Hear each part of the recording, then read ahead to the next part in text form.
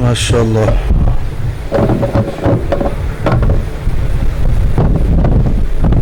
अल्हम्दुलिल्लाह। खिताब फरमा रहे सन शेर रब्बानी हज़रत मौलाना प्रोफेसर हाफिज मोहम्मद सद्दाम रब्बानी साहब। बड़ा ही जानदार शानदार और दिल नशी खिताब तुसी समात फरमाया और बड़ी खुशखबरी की बात है अल्हम्दुलिल्लाह। खतीब पाकिस्तान हज़रत मौलाना हाफिज मोहम्मद यूसुफ पसरूरी साहब अल्हम्दुलिल्लाह वो तशरीफ़ ले आ चुके हैं। इसी तरह कारी कुरान हज़रत मौलाना कारी मोहम्मद बिनियामिन आबद साहब अल्हम्दुलिल्लाह वो भी तशरीफ़ ले आ चुके हैं। ले आ रहे हैं वो वाला चक्कर कोई नहीं। अल्हम्दुलिल्लाह 8:30 बजे दे उलमाए किराम तशरीफ़ फरमा होके ते बैठे ने खाना शाना खा के तसल्ली नाल इंशाअल्लाह अज़ीज़ बड़ी जल्दी उन्हां दे खिताबात तुसी समात फरमाओगे। अल्लाह ताला तमाम अहबाब दी तशरीफ़ आवरी अपनी बारगाह दे अंदर मकबूल व मंजूर फरमाए। मैं इंतहाई ममनून और शाकिर हाँ अपने तमाम मुअज़्ज़ज़ मेहमानाने गिरामी दा जो कि बड़ी दिल जमी दे नाल बड़ी मुहब्बत दे नाल और फिर इस तरह के पूरी जिम्मेदारी दे नाल बर वक्त तशरीफ़ ले आए और मेरे वास्ते बड़े एजाज़ की बात है। बहुत बड़ी मसरूफ़ तरीन शख्सियत अल्हम्दुलिल्लाह सिर्फ ज़िला लाहौर दे अंदर ही नहीं बल्कि पूरे मुल्क दे अंदर जिन्हां दा अल्हम्दुलिल्लाह नेटवर्क है तशरीफ़ ले आए और फिर सिर्फ तबलीगी प्रोग्रामां दा सिलसिला ही नहीं बल्कि टीवी चैनलों के उत्ते अल्हम्दुलिल्लाह जिन्हां दे प्रोग्राम टाइम लैन तो बाद रिकॉर्ड किए जाते हैं। मेरी मुराद मेरी बड़ी ही महबूब शख्सियत अजीम मजहबी स्कॉलर मोहतरम जनाब डॉक्टर प्रोफेसर मतीउल्लाह बाजवा साहब हफिज़हुल्लाह ताला तशरीफ़ ले आए। मैं दिल दियाँ अथाह गहराइयाँ तो उन्हां दा शुक्रिया अदा करना और नहायत अदब दे नाल मैं गुजारिश करांगा कि माइक ते तशरीफ़ ले आन और अपने ख्यालात आलिया दा इजहार फरमान। मैं फिर उन्हां दा शुक्रिया भी अदा करना और सारे अहबाब अगे गुजारिश करांगा कि पूरी दिलजमी दे नाल पूरे इन्हिमाक दे नाल पूरी मुहब्बत दे नाल इन्हां दी गुफ्तगू नूं एक एक लफ्ज़ पूरी तवज्जो दे नाल समात फरमाना है इंशाअल्लाह अज़ीज़। मेरा यकीन है मेरा तयक्कुन है इंशाअल्लाह एक लम्हा भी तुहाडा ज़ाया नहीं होएगा और गुफ्तगू दे आखिर ते तुसीं इंशाअल्लाह अपने सीनिया दे अंदर कुछ समेटोगे। नाराए तकबीर। इस तरह की सुस्ती नहीं। देखो स्टेज उत्ते कायदे पंजाब हजरत मौलाना मुफ्ती किफायतुल्लाह शाकिर साहब हफिज़हुल्लाह ताला तशरीफ़ फरमान। इसी तरह खादमे कुरान हजरत मौलाना हाफिज शाहद महमूद बाजवा साहब तशरीफ़ फरमान है। मौलाना उसामा अफजल पसरूरी साहब मौलाना उबैदुर रहमान पसरूरी साहब ते की कहणगे यार सराय शाह फतह दा जलसा जिहड़ा है वो साथी ठंडे मटे सन। मेरा फखर ने अल्हम्दुलिल्लाह जेड़े पनवाने तो साथी तशरीफ़ ले आए ने हाजी साहब हाजी अब्दुल रशीद साहब मैं गुजारिश करांगा अगर मुनासिब समझा तो थोड़ी देर वास्ते इत्थे तशरीफ़ लिया। वैसे तो तुसी पसंद नहीं करते लेकिन थोड़ी देर वास्ते जलवा अगर करवा दो तुहाडी मेहरबानी है। मौलाना नादर हुसैन साहब ढींगरा वाली तो तशरीफ़ ले आए मेरे वास्ते बड़े एजाज़ और फ़ख्र की बात है। मजकियाँ तो साथी पूरी मुहब्बत के नाल तशरीफ़ ले आए ने।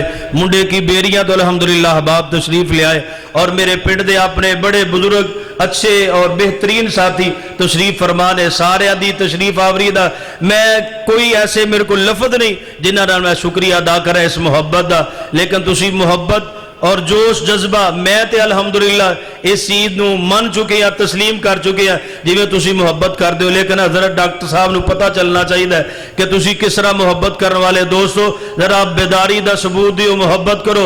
नाराए तकबीर। शाने मुस्तफ़ा मुकामे मुस्तफ़ा शाने सहाबा शाने अहले बैत मरकजी जमीयत अहले हदीस पाकिस्तान डॉक्टर मतीउल्लाह बाजवा साहब।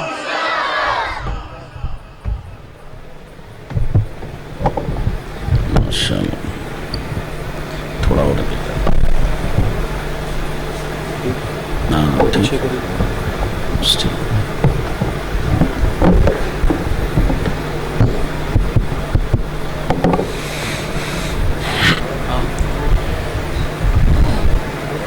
अल्हम्दुलिल्लाह الحمد لله نحمده ونستعينه ونستغفره ونعوذ بالله من شرور أنفسنا ومن سيئات أعمالنا من يهده الله فلا مضل له ومن يضلله فلا هادي له أشهد أن لا إله إلا الله وحده لا شريك له وأشهد أن محمدًا عبده ورسوله أما بعد أعوذ بالله السميع العليم من الشيطان الرجيم بسم الله الرحمن الرحيم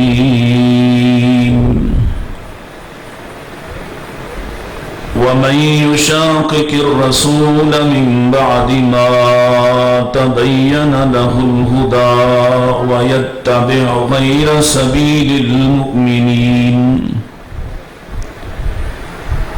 نوله ما تولى ونصله جهنم وساءت مصيرا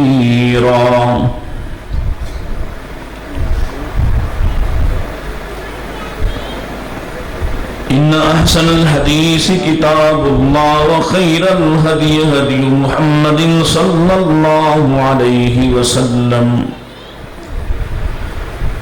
وشر الأمور محدثاتها وكل محدثة بدعة وكل بدعة ضلالة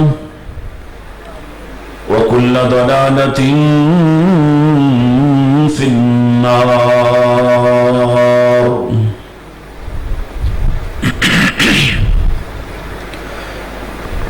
حمد و ثنا،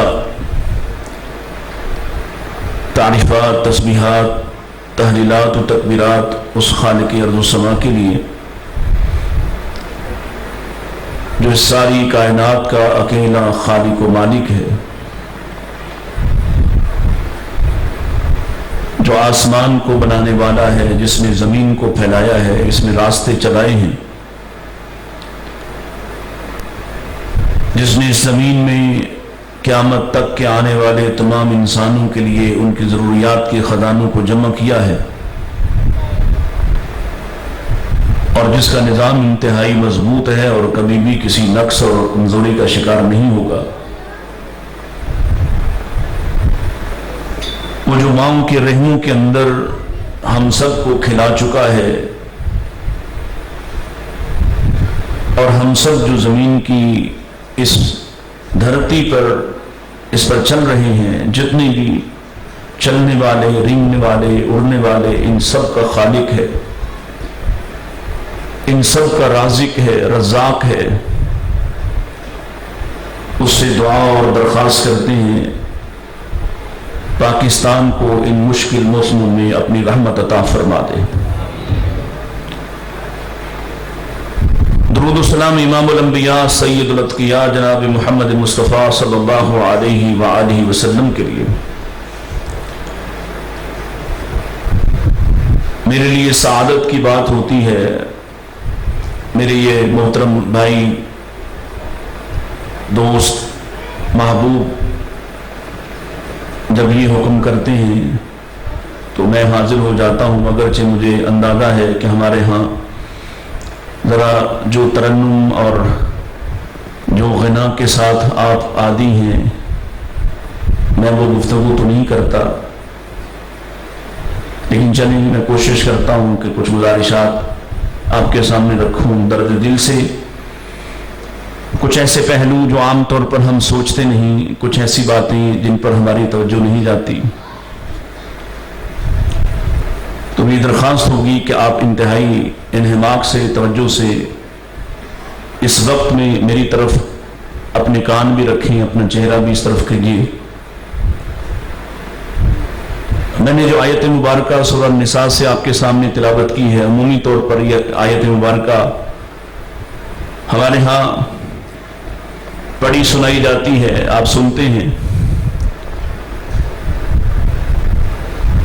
کہ وہ شخص جو ہدایت کے آنے کے بعد، ہدایت کے واضح ہو جانے کے باوجود رسول اللہ صلی اللہ علیہ وسلم کی مخالفت پر کمر بستہ ہو، تو اللہ تعالیٰ کا فیصلہ ہے نولیہ ما تولی، ہم اسے اسی طرف پھیر دیتے ہیں جدھر وہ جانا چاہتا ہے، گویا لا تعلقی کا اعلان کر دیتے ہیں، لا تعلق ہو جاتے ہیں اس شخص سے، وہ جن کو اپنا آقا و مولا اور اپنا خدا بنا کے بیٹھا ہے انہی کے حوالے کر دیتے ہیں،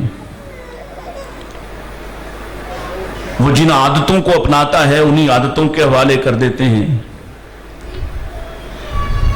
وہ جس شرک اور بدعت کو پسند کرتا ہے اسی شرک و بدعت کے حوالے کر دیتے ہیں۔ یہ تمام معانی اس کے اندر ہیں، نولیہ ما تولی۔ اور کوئی بھی شخص جب رسول کی مخالفت کرتا ہے، رسول اللہ کا راستہ چھوڑتا ہے، آپ کی لائی ہوئی ہدایت اور آپ کی پہنچائی ہوئی ہدایت پر اطمینان کا اظہار نہیں کرتا، اس پر استقامت نہیں دکھاتا، تو ایسے ہر شخص کا ٹھکانہ وَنُصْلِهِ جہنم، جہنم ہوتا ہے۔ وَسَاءَتْ مَصِيرًا، اور کوئی جہنم کو ہلکا نہ لے لے اور جہنم کا نام سن کر کھلکھلاتا نہ پھرے، مسکراتا ہوا سمجھے کہ کیا فرق پڑتا ہے اگر جہنم جانا بھی پڑا، تو خالق کائنات فرماتے ہیں وہ سن لے وَسَاءَتْ مَصِيرًا، وہ بڑی ہی بری جگہ ہے رہنے کے لیے، اتنی بری۔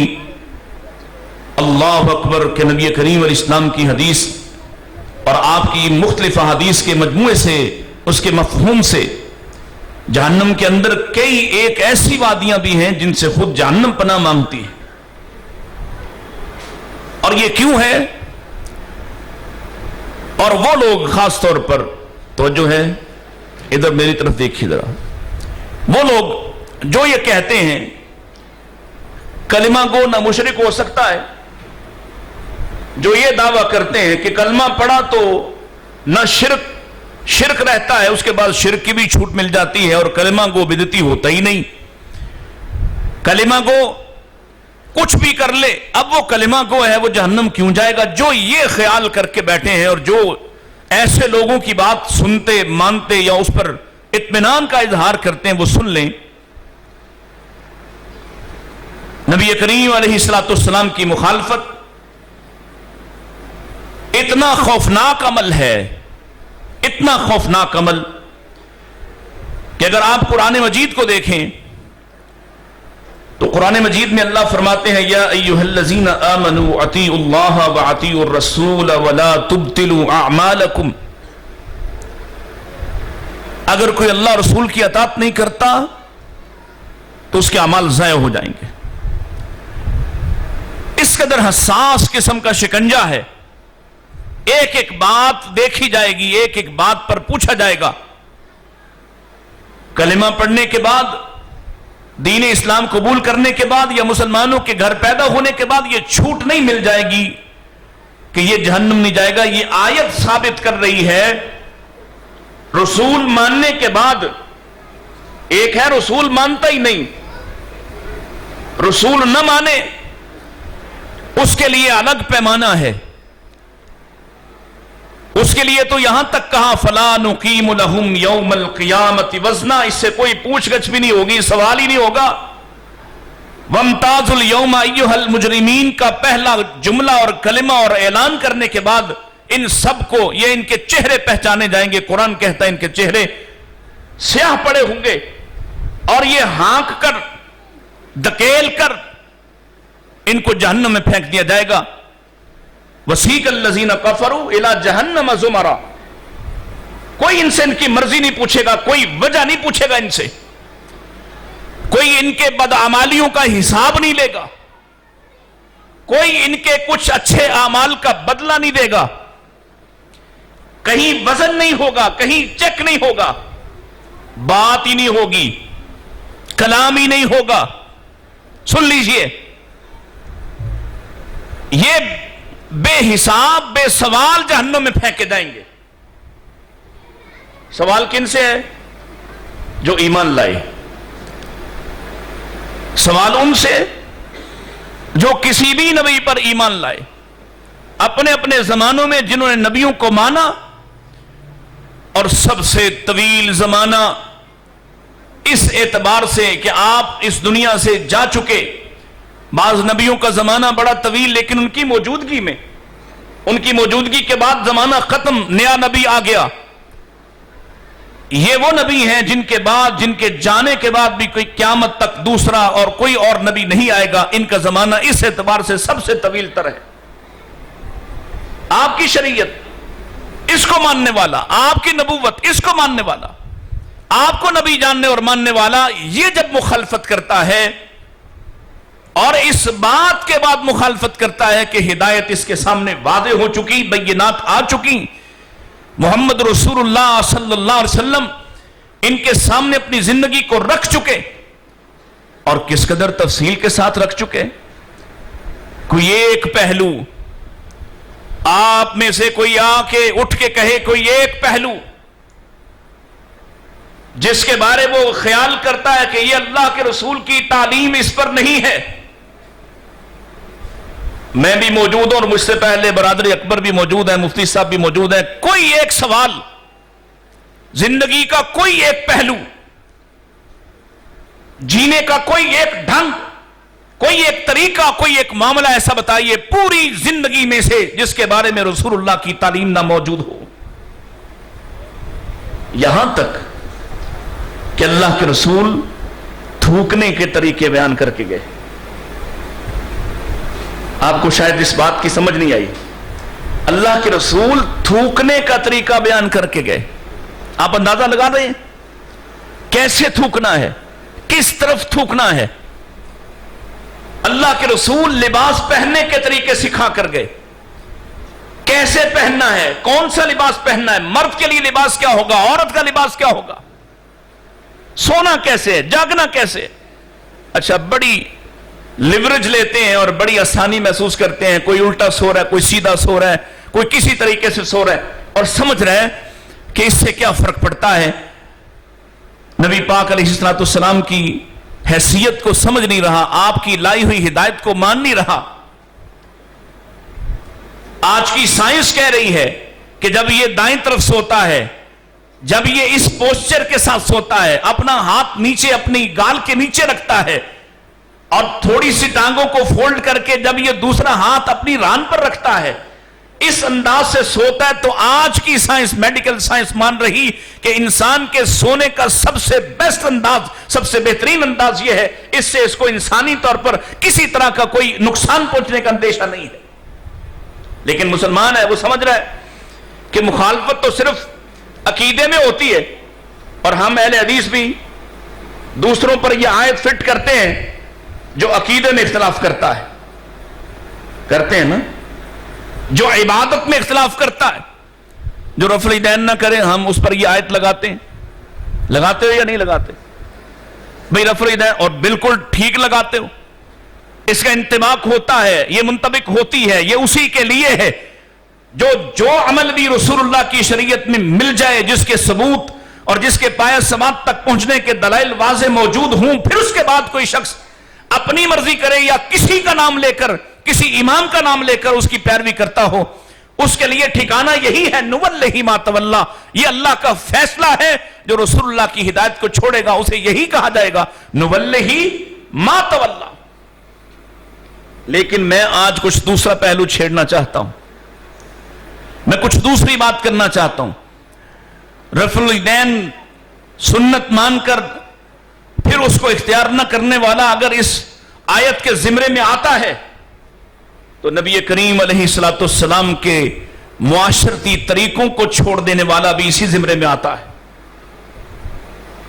کیوں جی حضرت میں غلط نہیں کیا؟ توجہ ہے آپ کی؟ اس کے بعد نا میٹھے میٹھے خطیب ہیں انشاءاللہ. تو یہ حافظ صاحب درمیان میں نا ایک کوئی کڑوی سبزی لگا دیتے ہیں. توجہ کیجئے, آپ دوسروں کے بارے یہ سوچتے ہیں اور سوچنے کا معاملہ درست ہے, مان لیا کہ جو شخص اللہ کے بارے میں عقائد میں اختلاف کرے, پیارے رسول کی حدیث اور وضاحتوں کے بعد, اللہ کے نبی نے فرمایا اللہ کہاں ہے؟ بولو ہاں, بڑی مشکل ہے, ایک آدھ آواز نکلی, اللہ کہاں ہے؟ یہ عقیدہ ہے, سن لو, اللہ کہاں ہے؟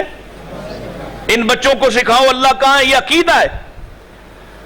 جنہوں نے ہر جگہ پہنچایا, ہر جگہ مانا, ہر جگہ بنایا, اپنی مرضی کا ایک عقیدہ بنایا جس کے دلائل قرآن و سنہ میں نہیں, اس پر ہم لگائیں گے کہ یہ نولی ہی ما تولا میں آئے گا. پیارے نبی علیہ السلام نے فرمایا صلو کما رأیتمونی, یہ تو یاد ہونی چاہیے نا, اور یاد ہوگی میرا خیال ہے. صلو کما رأیتمونی اصلی, نماز ایسے پڑھو جیسے مجھے پڑھتا ہوا, بولو تو صحیح, جیسے مجھے پڑھتا ہوا. دیکھنے والوں نے دیکھا اللہ کے رسول کھڑے کیسے ہوئے, انہوں نے بیان کیا. آپ نے ہاتھ کہاں باندھے, انہوں نے بیان کیا. آپ نے پہلی دفعہ اپنے ہاتھوں کو اٹھایا, رفع الیدین کیا, کہاں تک کیا, انہوں نے بیان کیا. پھر رکوع میں گئے, رکوع میں جانے سے پہلے رفع الیدین کیا, انہوں نے دیکھا اور بیان کیا. رکوع میں آپ نے گھٹنوں کو کس حالت میں رکھا, ان گھٹنوں کو کیسے پکڑا, بیان کرنے والوں نے دیکھا اور بیان کیا. اللہ کے نبی کیسے سیدھے ہو کر سمی اللہ لمن حمدہ کہتے, انہوں نے دیکھا, بیان کیا. اس کے بعد انہوں نے ربنا لک الحمد اور حمدن کثیرن طیبا مبارکن کیسے کیسے آیا, انہوں نے بیان کیا. انہوں نے اللہ کے رسول کے سجدوں کو بیان کیا, آپ کی تشہد کو بیان کیا, آپ کے الفاظ کو نقل کیا. ہم تک پہنچا, دلیل کے ساتھ, تواتر کے ساتھ پہنچا. ہم نے مانا. جن نے راستے میں اماموں کو کھڑا کر کے نماز میں سے اپنی مرضی کی چیزیں نکال کر نئے طریقوں کو رائج کیا, نولی ہی ما تولا, یہاں تک تو ٹھیک ہے, کیونکہ یہاں تک فتویٰ دوسرے پر لگتا ہے, لہذا یہاں تک اجازت, یہاں تک میں بھی خوش, میرا عالم, میرا مبلغ اور دائی بھی خوش. اور اس سے آگے پیارے رسول, میں یہ نوجوانوں سے پوچھنے لگا, پیارے رسول علیہ السلام کو لمبی قمیص پہننا پسند تھی, پتا ہے آپ کو؟ پتا ہے اللہ کے رسول علیہ السلام کیسا لباس پہنتے تھے؟ اور یہ لباس صرف یہ نہیں تھا کہ آپ کی پسند ہے تو صرف پسند تک رہے گا, اللہ کو بھی وہی پسند ہے جو اللہ کے نبی علیہ السلام کو پسند ہے. پیارے رسول علیہ السلام نے کچھ باتوں کے حوالے سے منع فرمایا. چلو جہاں تک اختیاری سنتیں ہیں, ہم بھی مانتے ہیں کہ یہ اختیاری ہیں, لباس کے حوالے سے اختیاری چیزیں بے شمار ہیں, کھانے پینے کے حوالے سے اختیاری چیزیں ہیں. لیکن جہاں آپ نے حکم دے دیا, آپ نے فرمایا یہ کرو, اس کے بعد کوئی نہیں کرتا, کیا خیال ہے اس پر یہ آیت لگے گی کہ نہیں لگے گی؟ اللہ خود بیان کرتا ہے وَمَا آتَاكُمُ الرَّسُولُ فَخُذُوهُ وَمَا نَهَاكُمْ عَنْهُ فَانْتَهُوا, جو میرا رسول دیتا اسے لے لو, اور جس سے منع کرتا ہے اسے. اچھا میں کچھ ایسی باتیں اگر آپ کو بیان کر دوں کہ اللہ کے رسول نے کس کس بات سے منع کیا تو رک جائیں گے جی؟ اور اس خیال سے کہ رسول اللہ نے کسی کام سے روکا ہو آدمی نہ رکے, آپ نے کوئی فیصلہ کیا ہو آدمی تسلیم نہ کرے, آپ نے کسی کام کا حکم دیا ہو اور وہ نہ کیا جائے. یہ ہمارے بھائی آپ سے وعدے لیتے رہتے ہیں علماء, اور پھر کیمرہ مین کیمرہ گھماتا ہے, کچھ لوگ ہاتھ اٹھاتے ہیں, پہ داڑھی رکھو. کتنی احادیث ہیں, رسول اللہ نے فرمایا اس کو رکھو, اس کو چھوڑ دو, اس کو معاف کر دو, اس کو لٹکا دو, لمبا کرو. کتنے الفاظ ہیں, اس کے باوجود لوگ نہیں رکھتے, اور یہ رعایت محسوس کرتے ہیں کہ خیر ہے یہ تو مولوی کا ہی کام ہے, اس نے تھوڑی دیر کہنا ہے اس کے بعد چلے جانا ہے. میں آپ سے سوال کر رہا ہوں کہ یہ قول اگر مولوی کا ہوتا تو چھوڑ دیا جاتا, اور اگر یہ قول اس نے رسول اللہ کا کہہ کر اور اللہ کے رسول سے ثابت کر کے سنایا ہے, پھر تم کیسے چھوڑ دیتے ہو؟ پھر تم اپنے مرضی کے چہرے کیسے بناتے ہو؟ اور پھر یہ آیت کیوں تمہارے دل و دماغ پر دستک نہیں دیتی؟ وَمَن يُشَاقِقِ الرَّسُولَ مِن بَعْدِ مَا تَبَيَّنَ لَهُ الْهُدَى وَيَتَّبِعْ غَيْرَ سَبِيلِ الْمُؤْمِنِينَ نُوَلِّهِ مَا تَوَلَّى. اللہ نے اعلان تعلق ہی کر دیا ہے. چلو یہ زیادہ سخت ہو گئی ہے بات, کچھ اور عرض کرتے ہیں. اب اس سے بڑھ کر اللہ کے رسول نے اگر کچھ باتوں پہ لعنت ہی کر دی ہو, رسول اللہ فرمائے لعن اللہ, یا یہ فرمائے لعن رسول اللہ. صحابی بیان کرتا ہے آپ سے کہ اللہ کے رسول نے لعنت فرمائی. اللہ کے نبی علیہ السلام کی براہ راست حدیث ملتی ہے کہ اللہ نے لعنت فرمائی. کیا میں رک گیا, کیا میں باز آ گیا اور میں نے یہ سوچا کہ یہ باتیں میرے خلاف بھی اتنی ہی خوفناک کہ اگر کوئی رفع الیدین نہ کرنے والا ضد کرتا ہے, نبی کی بات ماننے کا اعتراف نہیں کرتا, تو میں بھی سال کے 52 خطبات سن جاتا ہوں اور رسول اللہ صلی اللہ علیہ وسلم کے احکام اور فرامین اور آپ کی سنتوں کو سن سن کر یاد بھی ہو جاتی ہیں, پھر بھی قبول کرنے کو تیار. مجھے بتاؤ جن سے اللہ کے رسول نے اعلان لا تعلق ہی کر دیا. مثلا کئی احادیث ہیں نا جس کے بارے میں آپ صحابہ آپ کے سامنے علماء پڑھتے ہیں, لیس منی او لیس منا فلیس منا, وہ ہم میں سے نہیں, وہ میرا نہیں. جن کاموں پر اللہ کے رسول فرما دیں کہ یہ کام کرنے والا ہمارا نہیں, اس پر آدمی کو چونکنا چاہیے کہ نہیں چونکنا چاہیے؟ رک جانا چاہیے کہ نہیں رکنا چاہیے؟ جن کاموں پر اللہ کے رسول کی لعنت ہو, جن کاموں کے کرنے پر اللہ کے رسول نے منع کیا, جن کاموں کے کرنے پر اللہ کے رسول علیہ السلام نے فرمایا کہ میرا نہیں, جن کاموں کے کرنے پر پیارے نبی علیہ السلام فرما گئے کہ میں اس کی سفارش نہیں کروں گا, کیا مجھے یہ پوچھنے چاہیے تھے اپنے خطیب سے؟ مجھے جاننے کی کوشش کرنا چاہیے تھی یا نہیں کرنا چاہیے تھی؟ لو پہلی بات سنو, نبی کریم علیہ السلام فرماتے ہیں کچھ لوگوں کے بارے میں آپ نے فیصلہ کر دیا یہ جنت جا ہی نہیں سکتے, یہ داخل ہی نہیں ہوں گے. مثلا بڑی حدیث معروف ہے, پہلی وہ سن لیں, لا يدخل الجنت قاطع, یا نبی پاک علیہ السلام نے فرمایا قطع رحمی کرنے والا جنت داخل ہوگا. بولیں ذرا آواز آئے آپ کی, قطع رحمی کرنے والا جنت داخل ہوگا. جو اس کے باوجود قطع رحمی کرے, یہ فرمان اس کے کان میں پڑا مصطفیٰ علیہ السلام کا, جس کا کلمہ پڑھتا اس کی بات اس کے کان تک پہنچ گئی. اس کے بعد کیا تک ہے اور کیا جواب ہے کہ وہ رسول اللہ کا فرمان سن کر بھی اپنے چچاؤں کے ساتھ دشمنی رکھتا ہے, اپنی خالاؤں کے ساتھ دشمنی رکھتا ہے. ویسے خالاؤں کے ساتھ تو کم ہی ہوتی ہے, دشمنی ساری باپ کے رشتہ داروں سے ہوتی, دشمنی باپ کے رشتہ داروں سے جن کا حق فائق اور پہلے ہے. مفتی صاحب تشریف فرمائے ہیں, اگر کسی لڑکی کا باپ فوت ہو جائے تو اس کا ولی کون ہوگا اس کے بعد؟ ماموں یا چچا؟ بولو بولو ذرا آواز آئے. اگر کسی لڑکی کا باپ فوت ہو جائے, شادی کا موقع ہو, تو عالم دین کیا پوچھتا ہے؟ نکاح خان کیا پوچھتا ہے؟ بھئی لاؤ ماموں کو. کس کو کہتا ہے؟ باپ کی جگہ پھر کون ہے؟ اللہ اکبر. ادھر باپ کی جگہ چچا ہے, ادھر ماں کی جگہ جب محبت کی باری آئی, ادب احترام اور توجہ کی باری آئی, شفقت اور ہمدردی کی بات آئی, تو وہاں ماں کی بہن خالہ ہے. یہ کون سمجھائے گا؟ اور آپ فرما رہے لا يدخل الجنت قاطع, قطع رحمی کرنے والا جنت جا ہی نہیں سکتا. اب اللہ کے رسول فرمائیں جنت جا نہیں سکتا, تو جتنا مرضی ماں ماں ماں ماں کرتا رہے, کہتا رہے, پکارتا رہے, سنتا رہے.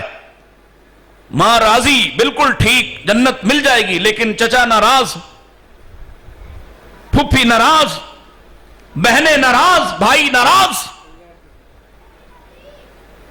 تو جو سن کر بھی نہ مانے اس کے لیے قرآن نے فیصلہ کر دیا نولہ ما تولا، جس نے میرے رسول کا پیغام سنا، اس کی لائی ہوئی ہدایت کو وضاحت کے بعد سن کر پھر نہ مانا، پھر مخالفت کر دی، نولہ ما تولا، جیسے یہ مجھ سے بیزار ہیں میں بھی ان سے بیزار ہوں۔ دوسری حدیث سنیے، نبی کریم علیہ السلام فرماتے ہیں لا يدخل الجنت منکم الا رحیم، تم میں سے کوئی جنت نہیں جائے گا ماں سوائے اس کے جو رحم دل ہوا، شفیق ہوا، رحیم ہوا۔ صحابہ کہنے لگے یا رسول اللہ کلنا رحیم، ہم تو سارے ہی نرم دل ہیں، سارے ہی رحیم ہیں۔ اب آپ نے اس کی وضاحت فرمائی، فرمایا لیس رحمت احدکم نفسہ واہل بیتہ حتی یرحم الناس، اور اپنے گھر کے لیے تو رحم دل ہے، اپنے بچے کے لیے رحم دل ہے، اپنی بہن کے لیے رحم دل ہے، اپنے بھائی کے لیے رحم دل ہے، اپنے خاندان کے لیے، اپنی جان کے لیے رحم دل ہے، لیکن تیری یہ رحم دلی اس وقت تک نہیں مانی جائے گی جب تک تیرا یہ رویہ عام لوگوں کو بھی شفقت اور رحمت نہیں بانٹتا ہے، جب تک تو لوگوں کے ساتھ تند خو ہے، برا ہے، تیرا رویہ برا ہے، تو اپنے گھر والوں کے ساتھ شفقت کرنے کے باوجود بھی رحیم نہیں ہے۔ کتاب صحیح الجامع، حدیث صحیح پکی حدیث، لا يدخل الجنت منکم الا رحیم، رحم دل نہیں تو جنت نہیں ملے گی۔ ذرا سوچئے ہم کتنا رحم کرتے ہیں دوسروں پر، اور یہ جو پاکستان کے حالات ہیں یہ کیا صرف سیاستدانوں کی وجہ سے ایسا ہوا ہے؟ یہ کیا صرف چند قوتوں نے خراب کیا ہے؟ خود دیکھو ہم میں سے جس کو موقع ملتا ہے کسی دوسرے کو معاف کرتا ہے۔ نبی علیہ الصلوۃ والسلام تیسری حدیث سنیے، آپ نے ارشاد فرمایا،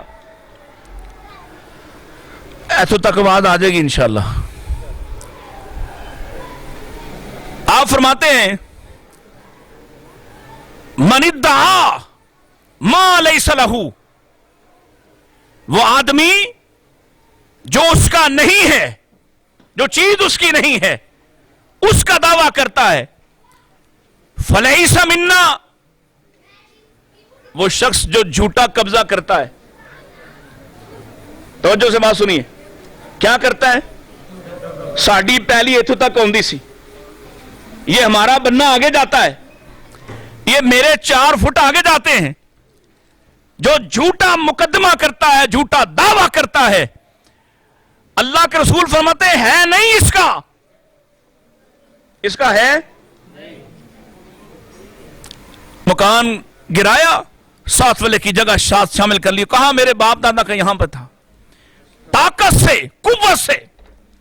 پیارے نبی فرماتے ہیں ہے نہیں اس کا، جھوٹا دعویٰ کرتا ہے، فرمائے فلیس منا، اس کا تعلق مجھ سے نہیں ہے، یہ میرا نہیں ہے۔ ذرا سوچو 4-4 6-6 فٹ 10-10 فٹ جگہ ڈالنے والے، دوسروں کے ہمسایوں کو تنگ کرنے والے، کھیتوں کھلیانوں میں تھوڑے تھوڑے بننے اپنے چینج تبدیل کر کے لوگوں کا کھیت ڈالنے والوں، یہ تھوڑی سی دنیا کے بدلے محروم کتنی بڑی چیز سے ہوتے ہو کہ کل نبی کریم علیہ السلام فرما دیں لے جاؤ اس کو، یہ میرا نہیں ہے، اس سے ساتھ میرا کوئی تعلق نہیں۔ یہ کتنا نقصان ہے۔ چوتھی حدیث سنیے، توجہ ہے، آواز آ رہی ہے؟ اللہ ان سب علماء پہ رحم فرمائے جنہوں نے سپیکر کا منہ بھی نہیں دیکھا تھا، اور وہ گھنٹوں بیان کیا کرتے تھے جہاں کہیں لائٹ بھی نہیں ہوتی تھی اور نہ کیمرہ ہوتا تھا، پیدل چل کے جاتے تھے، ہماری طرح بڑی بڑی پرتعیش گاڑیوں میں بھی نہیں آتے تھے، اور اگر کسی نے کھانا کھلا دیا تو کھلا لیا، نہیں کھلایا تو اپنی جیب سے یا راستے میں یا فاقے سے یا روزے رکھ کر سفر کیا کرتے تھے۔ میں ایم اے میں مولانا محی الدین لکھوی رحمہ اللہ پر لکھ رہا تھا، تو ایک گاؤں میں میرا جانا ہوا، ان علاقوں میں گیا، اس میں ایک گاؤں میں گیا جو دریا کے اس پار تھا، یہاں تو طے ہے نا، حضرت حافظ عاصم صاحب ہم سے وقت لیتے ہیں، رابطے کرتے ہیں، پھر اشتہار چھاپتے ہیں، پھر اشتہار میں ہماری مرضی کا نام نہ آئے تو ہم پھر بھی نہیں آتے۔ وہ گاؤں والے کہنے لگے مولانا مخصوص دن یہاں 26 سال آتے رہے، نہ کوئی اشتہار، نہ کوئی اعلان، نہ کوئی لے جانے والا، نہ کوئی اس طرف سے پار کروانے والا۔ اور کئی دفعہ ہوا کہ دریا میں پانی ہوتا تھا، جانے کتنا فاصلہ ادھر سے کر کے آتے تھے، لیکن اس رات وہاں پہنچ جاتے تھے جس رات جلسہ ہوتا تھا۔ اللہ ان پر رحم فرمائے۔ تو سانو اگر تھوڑی یہ مشقت برداشت کرنی پئی تو توجہ نال گل سنو۔ پیارے نبی علیہ الصلوۃ والسلام ارشاد فرماتے ہیں ایک اور فتنہ، فرمایا من خبب خادما علی اہلھا فلیس منا، جو کسی کے ملازم کو، کسی کے نوکر کو، کسی کے خادم کو ورغلاتا ہے، اس کے مالک کے خلاف اکساتا ہے، اس کی دکان چھڑوا دے، اس کا کام چھڑوا دے، بندہ بڑا کمد ہے، پیچھے پہ جائے، بھئی اس کو وہاں سے اکھاڑنا ہے، دشمنی کی وجہ سے، حسد کی وجہ سے، یا صرف اس وجہ سے کہ یہ بندہ میرے پاس آ جائے، اپنے بھائی کا خیال نہیں کرتا۔ اللہ کے رسول فرماتے ہیں من خبب خادما علی اہلھا فلیس منا، جو کسی کے خادم کو لالچ دے کر کسی طریقے سے توڑ لیتا ہے، اپنی طرف متوجہ کر لیتا ہے، اس کے خلاف اکساتا ہے، وہ میرا نہیں ہے۔ اب ذرا سوچیں، یہ ہدایت آپ تک پہنچی، نبی کریم علیہ السلام کا فرمان آپ تک پہنچا، آپ کی حدیث، آپ کا قول آپ تک پہنچا، اس کے بعد اگر کوئی کسی کے خادم، نوکر، ملازم کو ورغلائے، اکسائے، اس کے خلاف کرنے کی کوشش کرے، اس کو کام چھڑوانے پر مجبور کرے، بتائیے پھر یہ نولی ما تولا والا ہے یا نہیں ہے؟ اور یہ رسول اللہ کی مخالفت ہے یا نہیں؟ صرف رفع الیدین مخالفت نہیں، صرف آمین بالجار کی مخالفت رسول نہیں۔ وہ پہلا حصہ یاد کر لیا نا تو دوسرا حصہ بھی سمجھو۔ دین صرف عقیدے کا نام بھی نہیں ہے، نہ صرف عبادت کا نام ہے، دین مجموعہ ہے عقیدہ کا، عقائد کا، عبادات کا، معاملات کا۔ امام بخاری نے رحمہ اللہ تعالی، صحیح بخاری کا نام سنا ہوا ہے نا، وہ لمبا نام رکھا، الجامع الصحیح المسند، اور آخر میں کیا لکھا ہے؟ من امور رسول اللہ۔ سمجھیے میری بات کو ذرا، یہ کتاب جامع بھی ہے، یہ مختصر بھی ہے، یہ مسند بھی ہے، یہ صحیح بھی ہے، لیکن اس میں ہے کیا؟ اس میں رسول اللہ کی سنتیں ہیں، اس میں آپ کے اقوال ہیں، کن سے متعلق؟ من امور رسول اللہ، رسول اللہ کے کاموں سے متعلق۔ تو آپ نے جو حکم دیا ہو، 5ویں حدیث یاد رکھیں گے انشاءاللہ، بعد میں تقریر سن لینا، یہاں صرف توجہ سے سن لیں۔ ایک اور بڑا فتنہ، فرمایا من خبب امرأۃ علی زوجہا، اے کام بھی بڑا چل رہا ہے آج کل، فون آیا، رابطے آسان ہوئے، کہاں سے کہاں ٹانکا جڑا، کس نے کس سے رابطہ کر لیا، کس نے کس کی پوسٹ سے، اس کے ذریعے سے کئی طریقے نکلے کہ اس سے رابطہ ہوا۔ من خبب امرأۃ علی زوجہا فلیس منا، فرمایا جس نے کسی دوسرے کی بیوی کو ورغلایا، اکسایا، بہکایا، اس کے شوہر کے خلاف کیا، کرتے ہیں نا، ہیں کرنے والے، آپ نہیں، اللہ کرے آپ میں سے، ہم میں سے کوئی بھی نہ ہو، ایسے بے غیرت، ایسے دیوس جو دوسروں کی بیویوں کو ورغلاتے ہیں، کبھی پیار سے، محبت سے، کبھی لالچ دے کر، کبھی یہ کہہ کر کہ تمہارا شوہر تو تمہیں دیکھتا ہی نہیں، تمہاری تعریف ہی نہیں کرتا، کوئی طریقہ استعمال کرے اور مقصد کیا ہے؟ اپنے شوہر سے دور ہو جائے، اپنے شوہر سے دور ہو جائے۔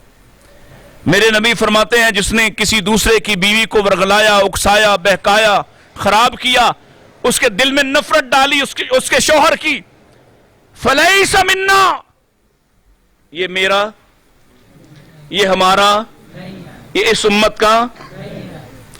بتاؤ بلا کل نبی پاک کے پاس جائیں، خیال و دل میں کہ عقیدہ ہے پاس، خیال و دل میں کہ نمازیں بڑی صحیح پڑھی تھیں، لیکن اعمال میں اتنی بڑی کوتاہیاں، اتنے بڑے لیکیجز ہوں،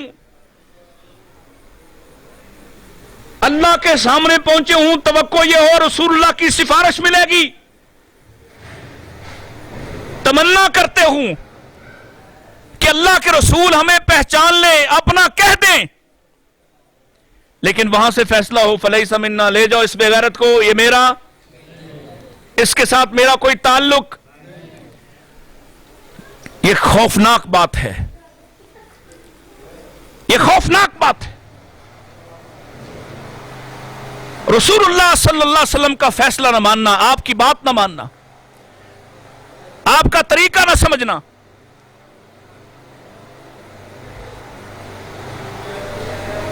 چھٹی حدیث سمجھیے، یہاں عورتیں بھی ہیں اور میری آواز امید ہے ان تک پہنچ ہی جائے گی۔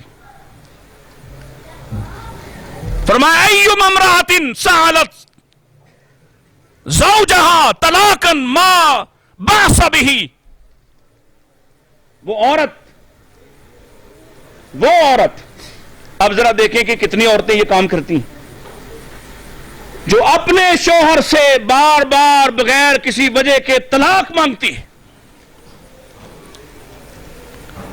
بار بار اسے مجبور کرتی۔ ذرا سی بات ہوئی، ذرا سا گھر میں جھگڑا ہوا، دو مجھے طلاق، معمولی سی بات ہو گئی، دو مجھے طلاق۔ فرمایا یہ عورت جو اپنے شوہر کو ہر وقت اس سے طلاق ہی مانگتی رہتی ہے، یہ عورت جنت داخل نہیں ہوگی۔ جنت ہی کیا، یہ اس میں داخل ہی کیا ہوگی؟ ولا یجدنا ریحتن رائحت الجنہ، اس کو تو جنت کی خوشبو بھی نہیں آئے گی۔ یعنی ایسی بدبخت عورت ہے جس کو جنت کی خوشبو بھی نہیں آئے گی۔ اور گناہ کیا ہے، قصور کیا ہے کہ یہ اپنے شوہر کو مسلسل تنگ کرتی، پریشان کرتی، اسے ہر وقت طلاق کہتی رہتی، وہ ڈرا رہتا ہے، سہما رہتا ہے اس کے سامنے۔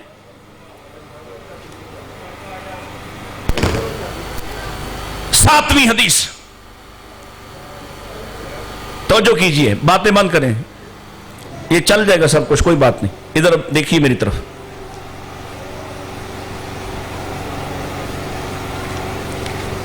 ساتویں حدیث، اللہ کے پاک پیغمبر علیہ الصلوۃ والسلام فرماتے ہیں لعن اللہ من لعن والدیہ،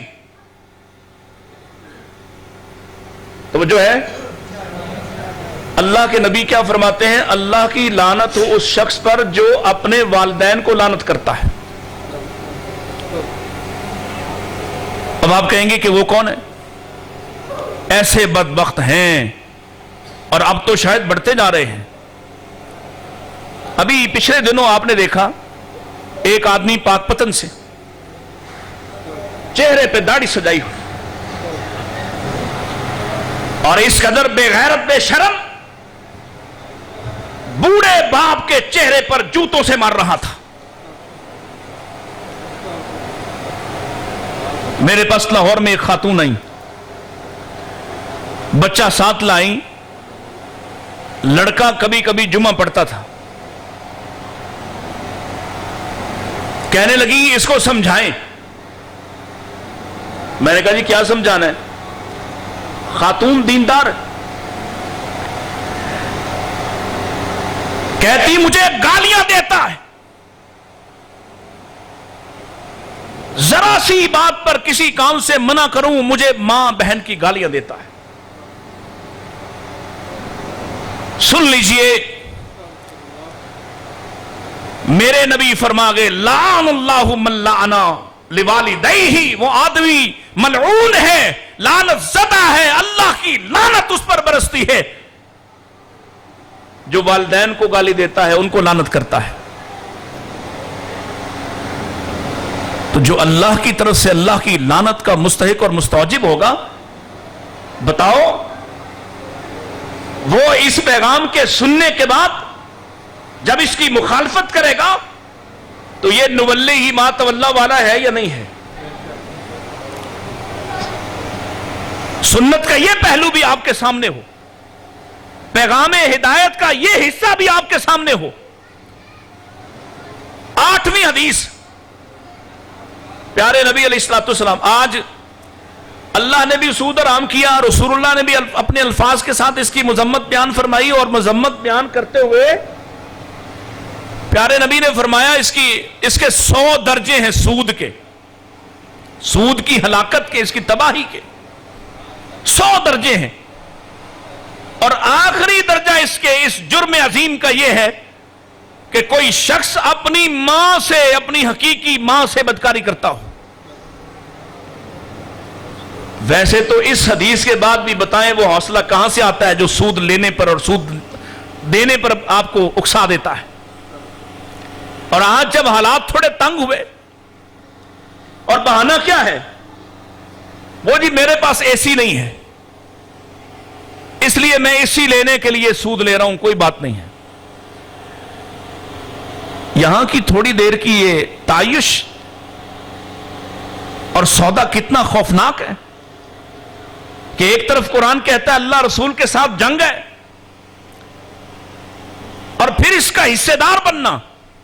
حدیث سنیے جو آپ کو سنانے لگا تھا.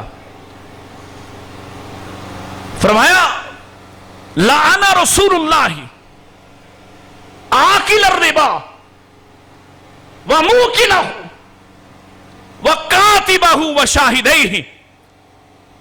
اللہ کے رسول نے لعنت فرمائی سود کھانے والے پر، سود کھلانے والے پر، یعنی جو سود خور ہے اس پر بھی، اور جو کمزوریوں کا اور ہیلے بہانے بنا کر سود لینے چلا جاتا ہے اس پر بھی،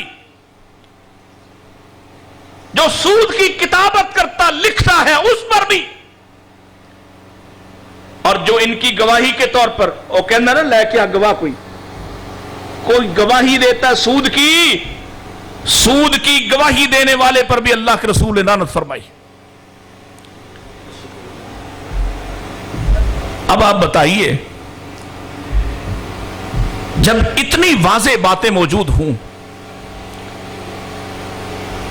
ایک ایک پیغام واضح ہو، پھر یہ اختیار کہاں سے آتا ہے کہ تم رسول اللہ کی بات کو چھوڑ دیتے ہو، رفع الیدین کرتے ہو، آمین بالجہر کہتے ہو، پاؤں کے ساتھ پاؤں ملاتے ہو؟ یہ سب صحیح، لیکن یہ سب صحیح ہونے کے ساتھ ساتھ یہ رخصت کہاں سے مل گئی کہ تم اعمال میں اپنی مرضی کرو، تم معاملات میں اپنی مرضی کرو؟ یہ اجازت کیسے ملی؟ 9ویں حدیث سروری صاحب تشریف فرمائے ہیں، 10 پوری کر کے میں ختم کر رہا ہوں.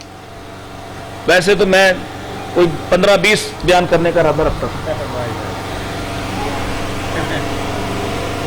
فرمایا ثلاثۃ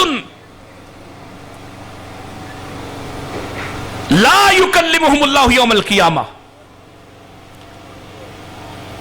ولا ینظر الیہم ولا یزکیہم. 3 بندے ایسے ہیں، ایسے بدبخت ہیں، اللہ کی رحمت سے ایسے دور ہیں، ایسے محروم ہیں، اللہ ان سے کلام ہی نہیں کرے گا، اللہ ان کا حساب ہی نہیں لے گا، اللہ نظر رحمت سے دیکھنا بھی گوارا نہیں کرے گا. کون ہے یہ؟ العاق لوالدیہ، وفی روایت المنان،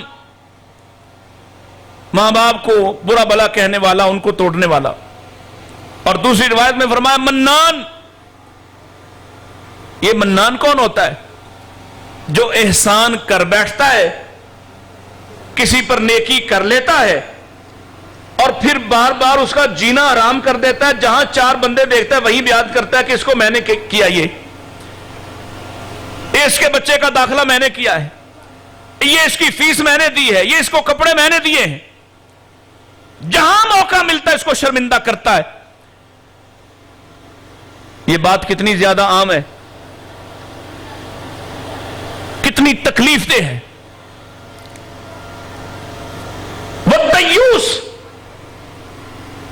دیوس سے اللہ کلام نہیں کرے گا، دیوس کی طرف اللہ دیکھے گا بھی نہیں، اس کا حساب نہیں لے گا۔ دیوس کون ہوتا ہے؟ اگر آپ نے دیوس دیکھنے ہوں تو صبح آپ کی اس مین سڑک پر وہ سارے باپ، وہ سارے بھائی، وہ سارے شوہر جو اپنی بیویوں، بہنوں اور بیٹیوں کو غلیظ لباسوں میں، نیم باریک ننگے لباسوں میں، یا کبھی شادیوں پر یہ مناظر دیکھیں کہ سینہ فخر سے چوڑا کر کے اپنی بیوی کو تیار کروا کے لاتا ہے، ہزاروں روپے اس کے منہ پر لگا کر لاتا ہے تاکہ لوگ اس کو دیکھیں اور کہیں کہ کیا بات ہے، اس کی کیا بیوی ہے۔ یہ جو بے غیرت ہے، میں نہیں کہہ رہا، یہ حدیث کہہ رہی، دیوس ہے۔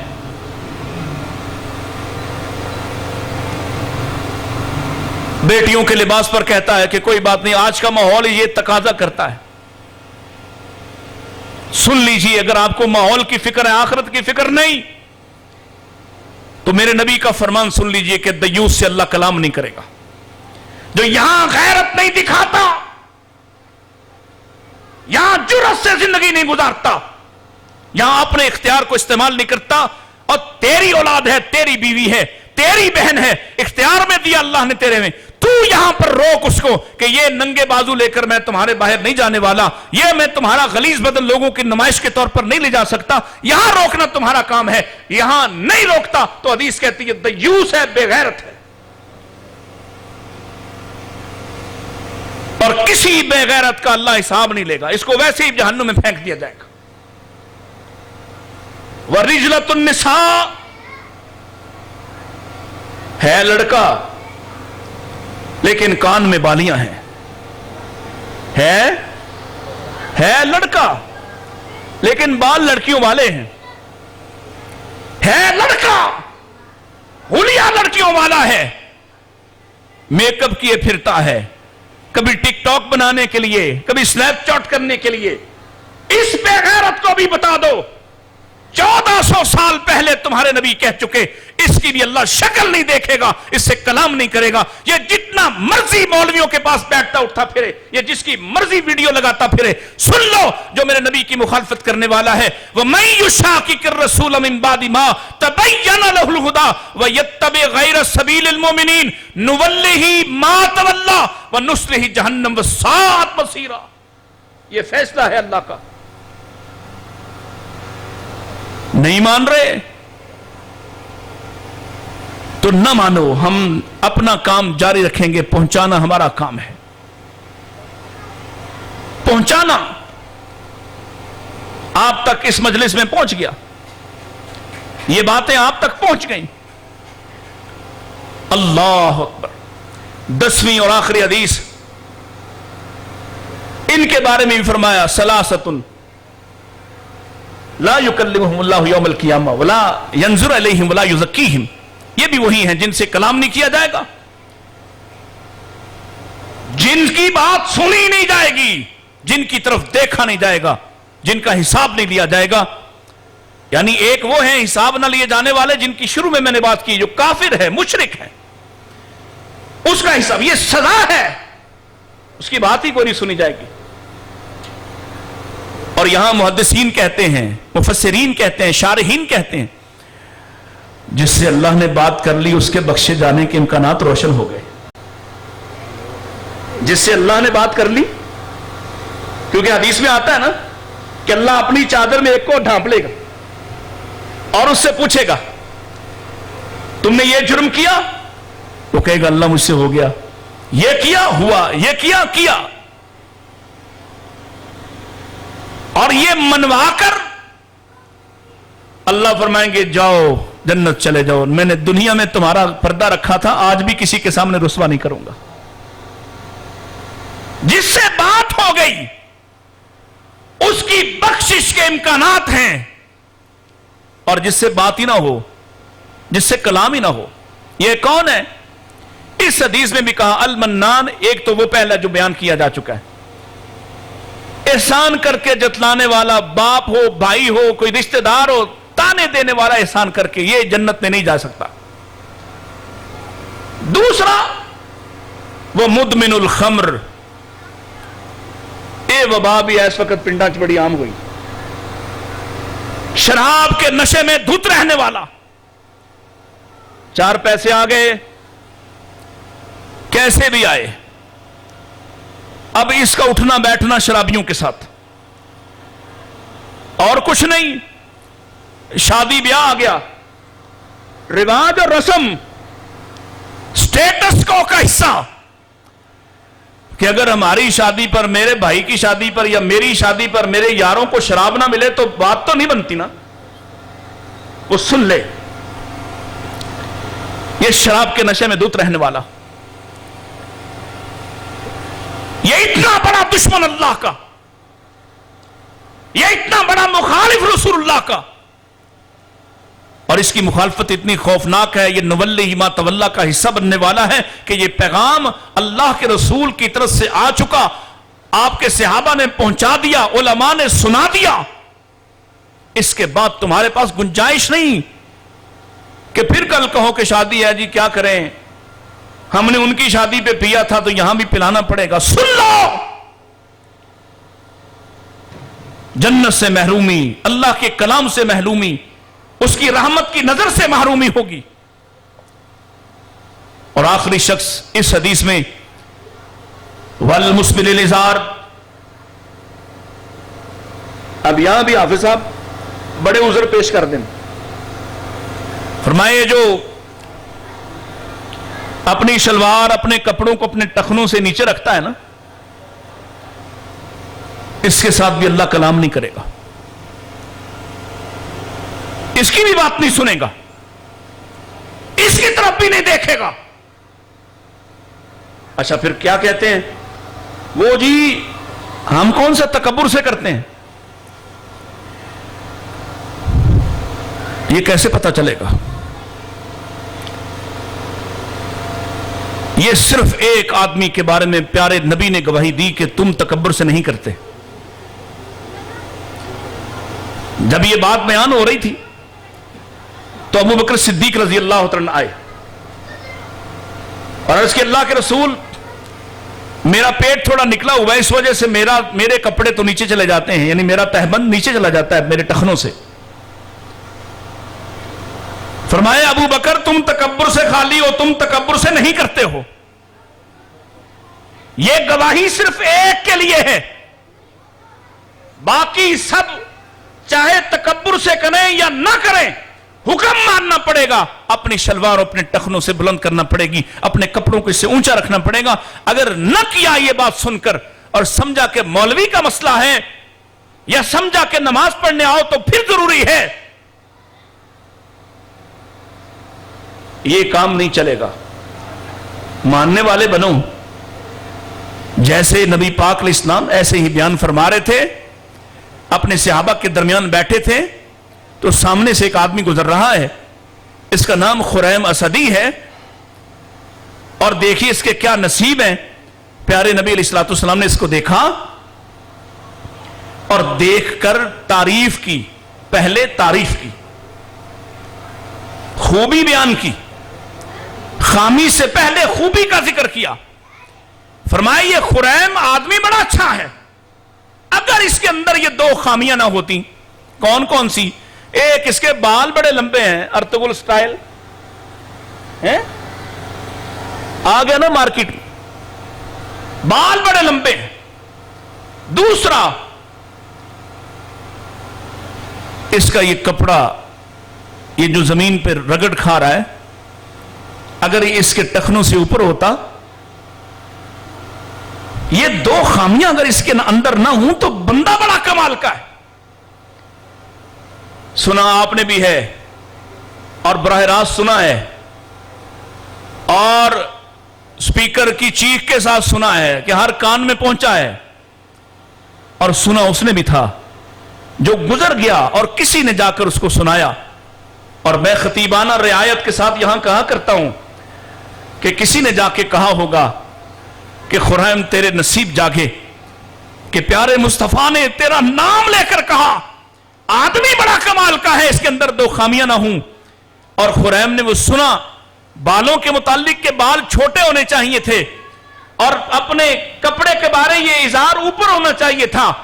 اسی وقت خریم اپنے کپڑے کو اڑس کر اپنے ٹخنوں سے بلند کر لیتے اور اپنے بالوں کے لیے اپنے گھر سے چھری پکڑ کر حجام کے پاس بھی نہیں جانے دیتے, وہیں اپنے بالوں کو چھوٹا کر دیتے اور یہ ثابت کر دیتے کہ نبی کا تبصرہ ان کے بارے میں کہ آدمی بڑا کمال کا ہے یہ 100% درست ہے. اور ہر وہ شخص جو رسول اللہ کی بات سن کر اسی طرح اسی وقت گردن جھکا دے, سمعنا واطعنا کا مرکع نظر آئے, اللہ کی قسم ہے یہ کل قیامت کے دن لاوارث کھڑا نہیں ہوگا, اس کی طرف نظر رحمت سے دیکھا جائے گا. ہزار عیب ہوں, ہزار گناہ ہوں, لیکن امکان ہے رسول اللہ کی سفارش کریں, اللہ اس سے کرم کرے, اللہ اس کی طرف نظر رحمت سے دیکھے اور اس کے لیے فیصلہ کر دے. یہ جس نے دنیا میں میرے رسول کا کہا مانا, میری بات مانی ہے, اس سے آج سوال ہی کوئی نہ کرو, جاؤ بے سوال اور بے حسابی جنت میں داخل کر دو. اللہ مجھے اور آپ کو یہ سعادت عطا فرمائے اور ہمیں یہ توفیق عطا فرمائے کہ ہم رسول اللہ کی سنت کو عقیدے اور عبادت کے بعد امور میں معاملات میں بھی اسی طرح سے اتنی حیثیت اور اتنی اہمیت دینے والے ہوں. وآخر دعوانا الحمدللہ رب العالمین.